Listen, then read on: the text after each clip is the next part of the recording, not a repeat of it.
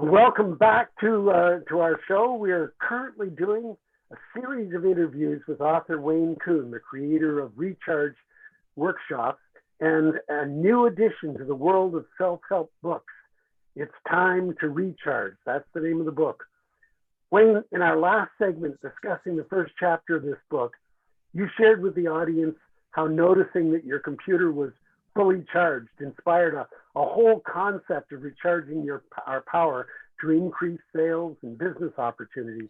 And you also talked about while education is important, it's only part of the formula for success. So let's move on here. Your book talks about recognizing that you have abilities and limitations. What can you tell us about that?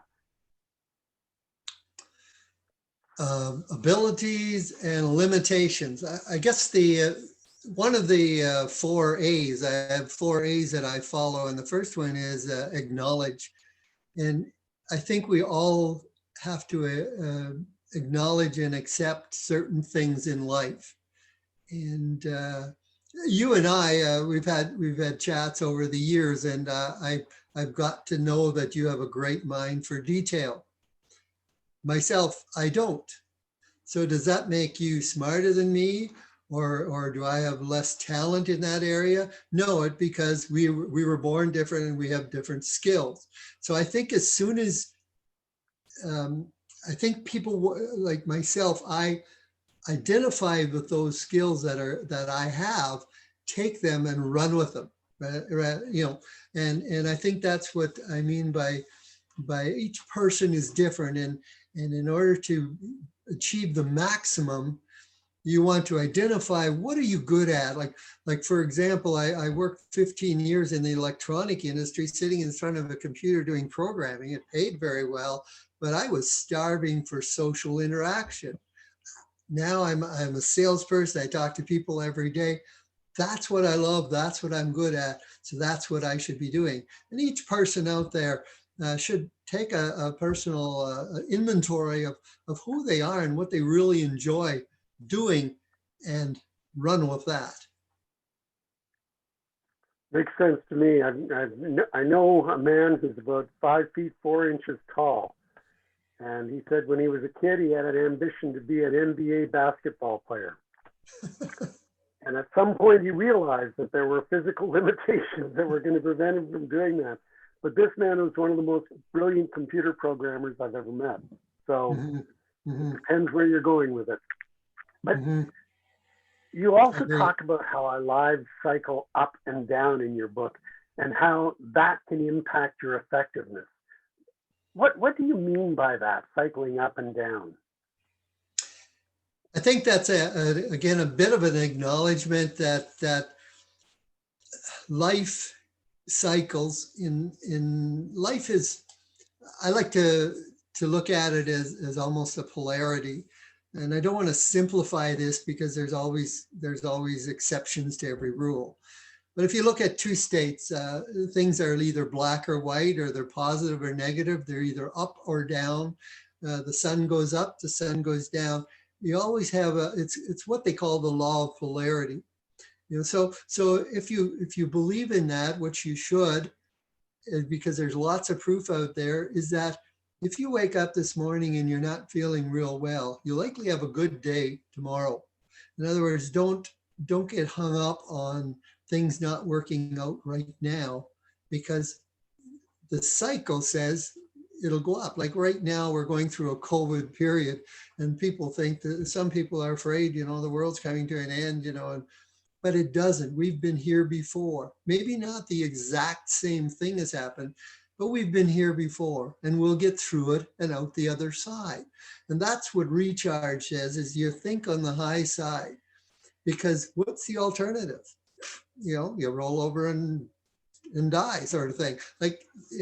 So what I mean by cycles is that everything cycles. And so if you lose a sale, the next one will be yours. Things happen that cause a down cycle, but then, I remember an example I gave. I don't know, I'd take too much time on it, but so you walk out of the front door this morning at 8 o'clock on your way to work, and you look over and your car has a flat tire. oh, I'm going to be late for work. Oh, I'm going to miss that meeting. Oh, and your mind starts spinning all because it's a flat tire. But what if you open the door and saw a flat tire? Whew, that flat tire, yeah, it happens. I'm going to phone CAA. In fact, I just bought these at Canadian Tire. Did you know they have a warranty on it? They'll come out and fix it for nothing. Boy, am I ever glad. I'm sure half an hour we'll be up and running again. So you can see, same situation, two different mindsets. And that's where you take a negative situation, run with it, and the next one will be on a high. So life cycles. Yeah. I like it. It's a matter of some days things are going to work, and what is the expression? Some days you're the Louisville Slugger, and sometimes you're the ball. Yeah. Yeah. I haven't heard that one, but it Here's sounds a baseball good. analogy. You also talk in that second chapter about an elevated mindset. And I like this idea of raising your mindset, but can you talk about that a bit? Yeah, we talk a lot about mindset, and the topic is, what I did in my book is I tried to keep it simple. I tried to roll it out so that everybody could understand. But mindset is very powerful, and if we have what I call a higher mindset, and basically it's the word attitude is often used. Attitude is the combination of your thoughts, your feelings, and your actions. And if you understand the diagram or the layout of that, thoughts are number one. Everything starts with a vision. Everything starts, the pen I have, whoever designed this pen had this pen in their mind. Like, I want a pen that looks like this. And then they started picturing it, and then they took it into a position of action and production, and there it is. But it all starts with your mind and your mindset. So if you have a higher mindset, it's a creative mind. This pen would not be created for somebody that says, oh, I'm worried about my financing. I don't know what's going to happen tomorrow. It's raining out. I'm just so full of anxiety. Do you have any aspirins? Like that type of mindset is not creative and isn't conducive to bringing energy into a productive state. So if I can say this short and sweet, is that if people realized how much benefit there is in a higher mindset, in a positive mindset, in a productive mindset, they would never be down again. It's just a matter of we're programmed in such a way that sometimes we get into a rut. And I talk later on in the book about that. Our programming is really what's keeping us where we are. And we need to change that. We need to recharge that. Yeah. I don't know if that answered your question. It's a big one. It does answer the question. Another idea that I was intrigued by that kind of ties into that is we all have our internal and external challenges that we face in life. And maybe you can continue on your previous thought and just expand on how that fact ties into recharging your life.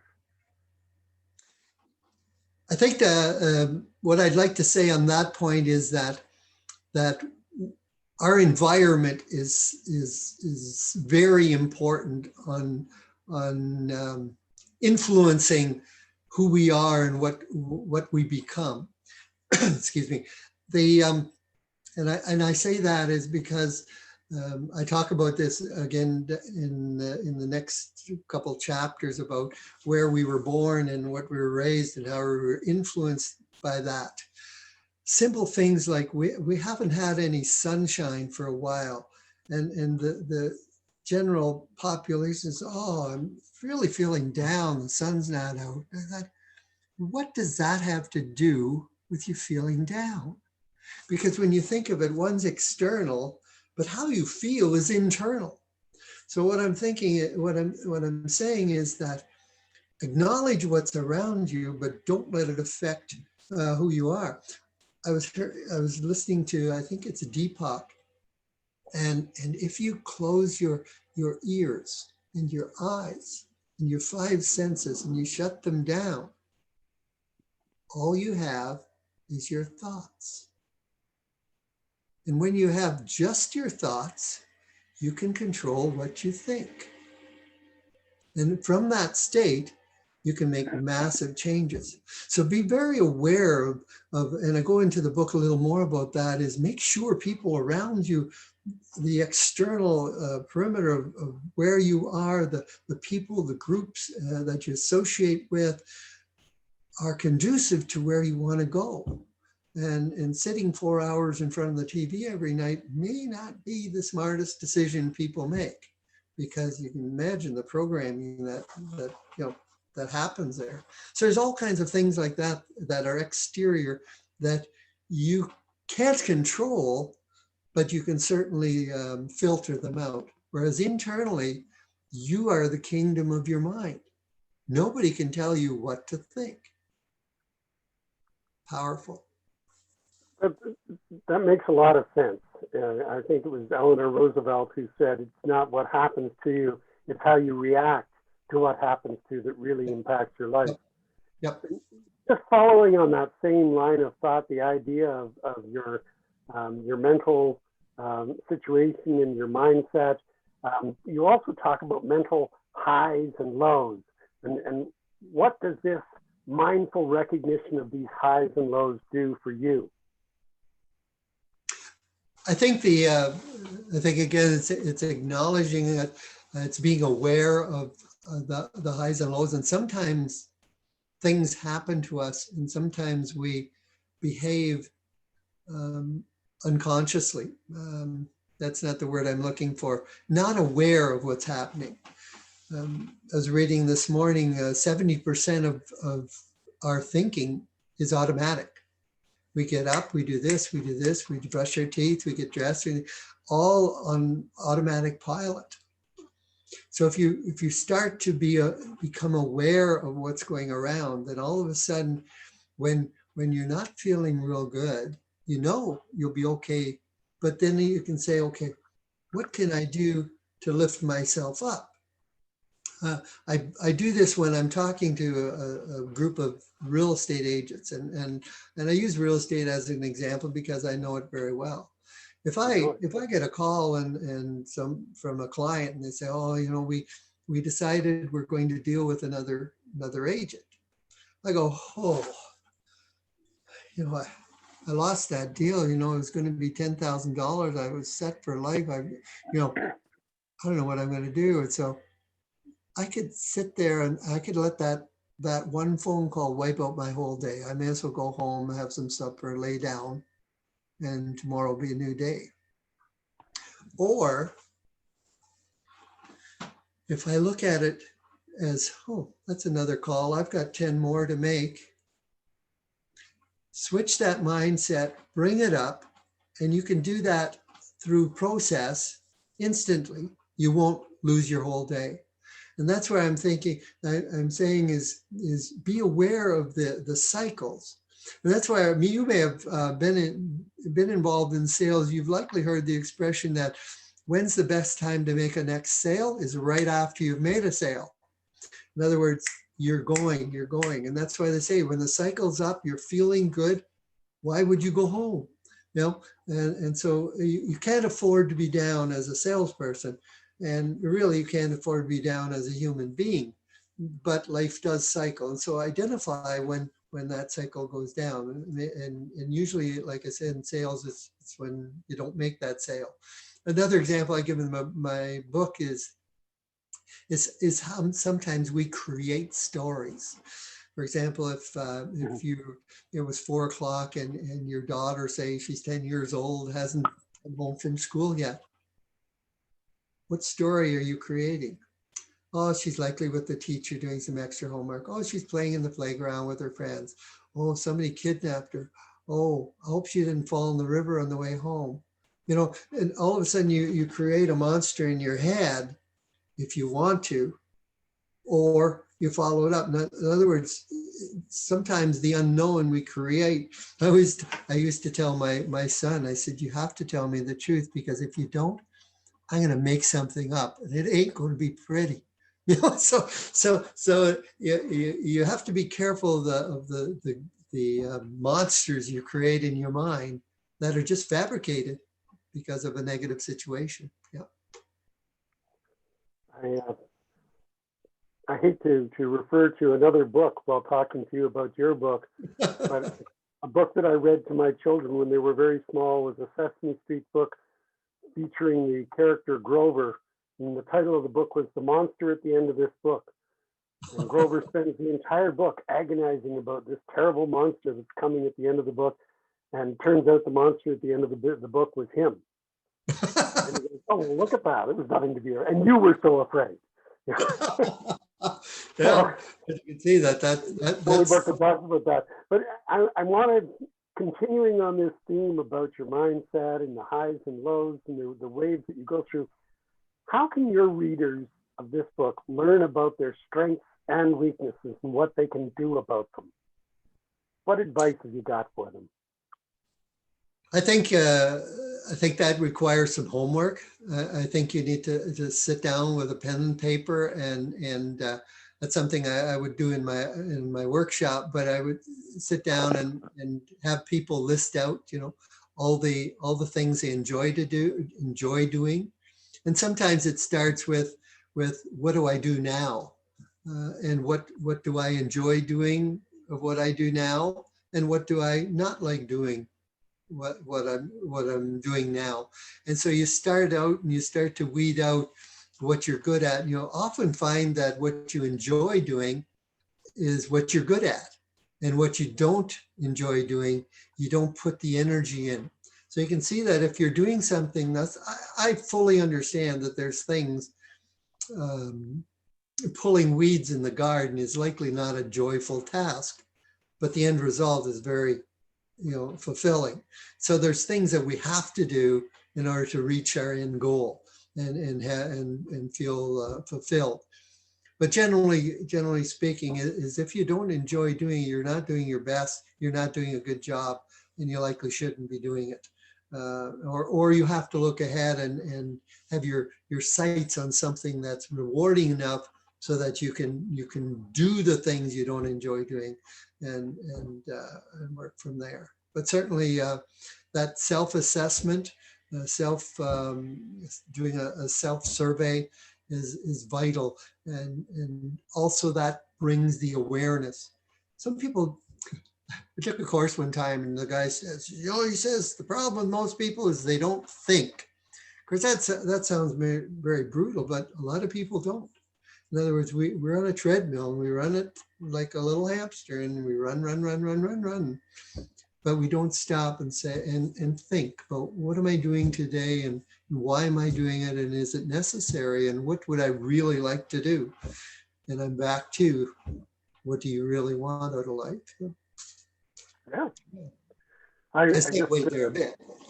I want to tell you about, first of all, to our listeners, we've been talking with Wayne Kuhn about his new book, Recharge, and what he can. Yeah, he's got one too.